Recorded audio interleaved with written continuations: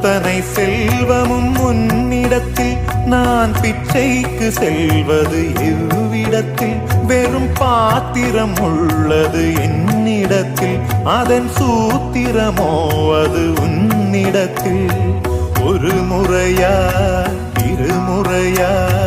பல முறை பல பிறப்பெடுக்க வைத்தாய் புதுவினையா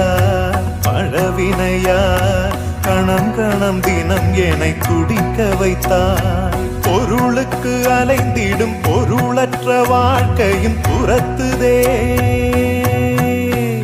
உன் அருள் அருள் அருள் என்று அலைகின்ற மனம் இன்று பிதற்றுதே